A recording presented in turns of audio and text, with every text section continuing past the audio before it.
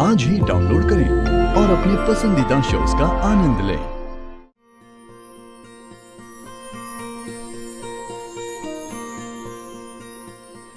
क्यों है आप ऐसे?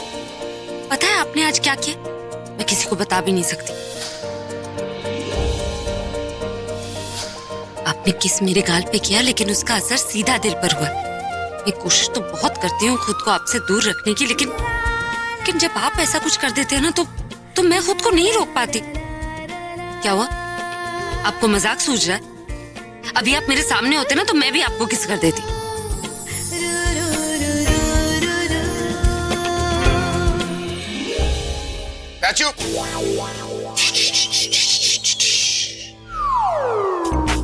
उन्नति तो हमारा फोटो पंचाल से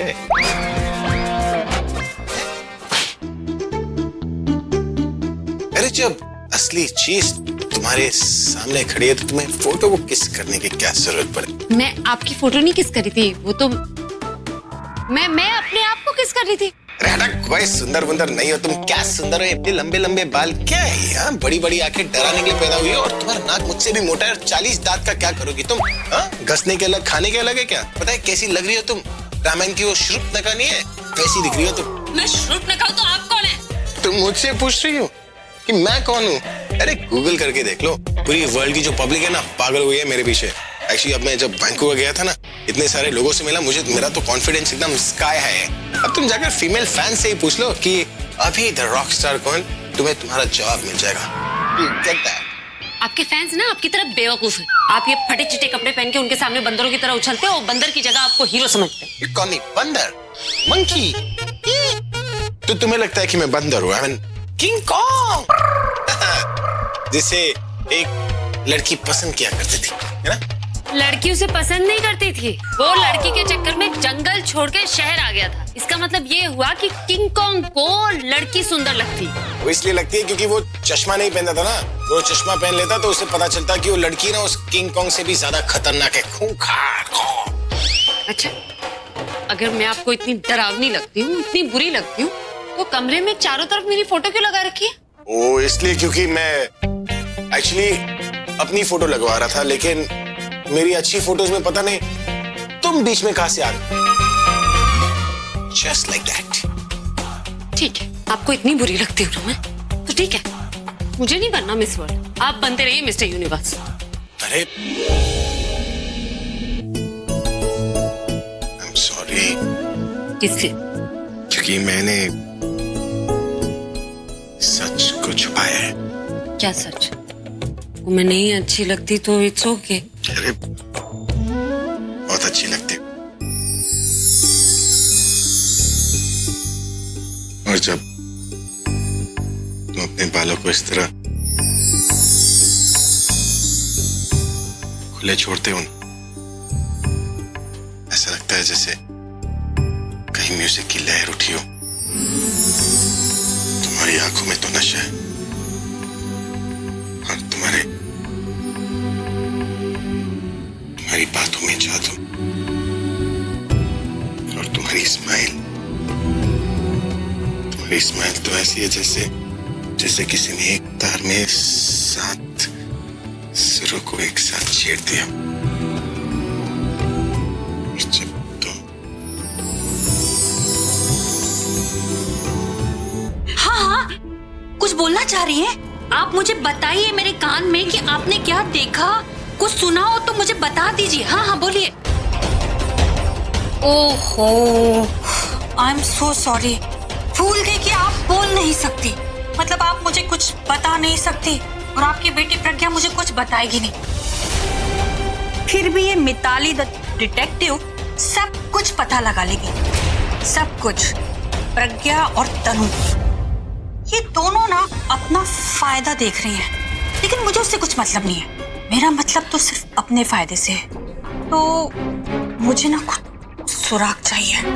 तनु तनु तनु है ना, तनु आंटी, मैं उसके ऊपर निगाह रखूंगी। आपको अगर कुछ चाहिए तो मुझे बता दीजिएगा। अभी अपना ध्यान रखिए, मुझे तनु के पीछे जाना है। हाँ, आज के लिए तो खतरा टल गया, लेकिन अब कल क्या होगा मैं कैसे बताऊं प्रज्ञा को कि तनु उसे फंसा रही है।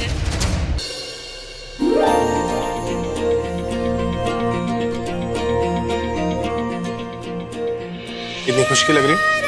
क्योंकि मैं आज वाकई बहुत खुश हूँ। इस बात के लिए इतनी खुश हो? वो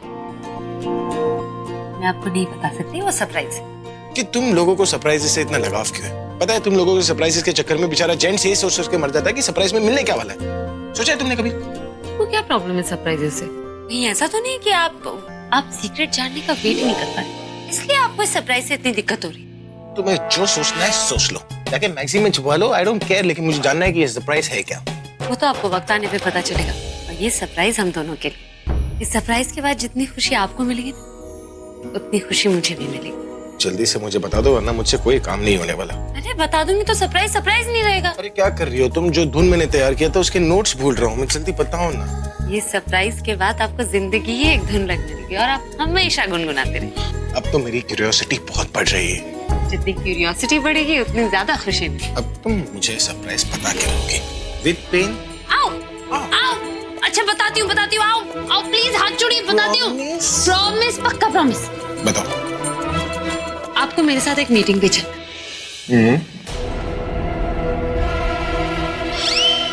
और और ये सरप्राइज था? हाँ। दिमाग खराब हो गया क्या?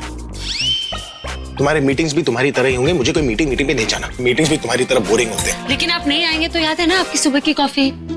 Serious? No, you can't do that to me.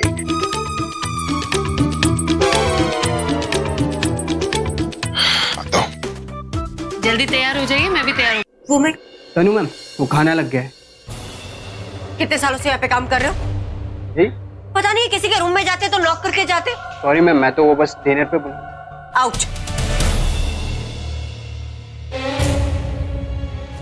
हाँ निखिल। क्या हुआ? कौन था? कुछ नहीं, वो रॉबिन था।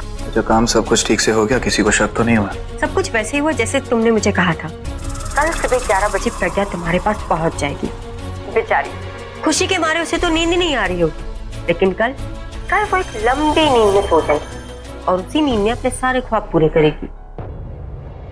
मैंने तो अपना काम पूरा कर दिया, अब तुम्हारी बारी। इस बार काम तुमने बड़ी होशियारी से किया है, कोई गलती नहीं। बेकार में मॉडलिंग में गई तुम, इन्हीं कामों में लगना चाहिए था तुम्हें। कम से कम 4-5 अभियों को तो फंसा ही लेती। तो अब कौन सी देर हुई है? इन सब में तुम मुझे तो नहीं भूल जाओगी ना? तुम मुझे भूलने दोगे क्या? कल सुबह 11 बजे हमारा प्लान पूरा हो जाएगा। 11 बजे प्रज्ञा तुम्हारे पास पहुंच जाएगी और 12 बजे मुझे उसकी मौत की खबर मिल जानी चाहिए। जस्ट रिलैक्स तुम, चैन की नींद सो जाओ और बाकी सब मुझ पर छोड़ दो। Okay, good night. Good night. तुम्हारे नाम की उल्टी गिनती शुरू हो चुकी है प्रज्ञा। गिनती खत्म, किस्सा खत्म।